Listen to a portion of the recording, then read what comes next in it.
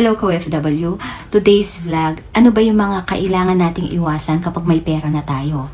Tayong mga OFW, di ba kumikita na tayo ng pera mas malaki kaysa dun sa kita natin sa Pilipinas.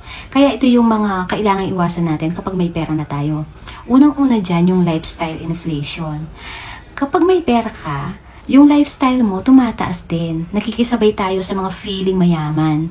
Bumibili tayo ng mga branded items. Ayaw na natin sa mga ordinary. Iniisip kasi natin yung mga sasabihin ng iba. Kasi alam naman nila na tayo ay nasa abroad, malaki yung kita. Pero di ba mas importante yung ating bank account, kung ano yung mga nabibili nating asset, at saka kung ano na yung mga na-invest natin. Ang pangalawa naman, huwag pakampante. Yung akala mo wala nang katapusan yung mataas mong sahod, kaya hindi ka nagtatabi para sa sarili mo. Yung iniisip mo, di na uubos ang pera mo. Kaya kapag nagpakampante ka at nawalan ka ng income, ikaw din ang kawawa. Kaya samantalahin yung mataas na sahod, magtabi ka for emergency. Pangatlo, iwasang maging charity. Ngayon kumikita ka ng malaki, lapitin ka ng mga charity. Di naman masama na mag-share ng blessings, lalo na sa family. Pero di porket kumikita ka ng malaki, ikaw na yung dapat tumutulong lagi. Kasi tulong ka ng tulong, ang mahirap pa, naaabuso ka na. Learn to say no. Okay lang mag-share ng blessings, pero kailangan magtabi ka para sa sarili mo. Huwag mong ibigay lahat. Pang-apat, iniiwasang mag-invest.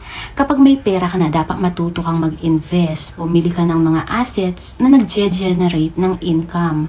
Pwede ka rin maglagay sa Pag-ibig MP2 para magbigay sa'yo ng dividendo every year. Pwede rin sa stock market, pero hindi ko rekomenda ang stock market kasi maraming mga kailangang pag-aralan pa yan. Ewan ko, para sa mga matatalino lang ata yan eh. Yun, pero wag kang magmadali ha, na dumoble ka agad yung pera mo kapag nag-i-invest ka. Kasi marami mga scammer ngayon, lalo na tayong mga OFW ang target nila. Alam nila na may pera tayo. Kapag sabi nga nila may nag-offer sa'yo, if it's too good to be true, i-block mo na sila. Yun yung mga kailangang iwasan natin kapag may pera na tayo.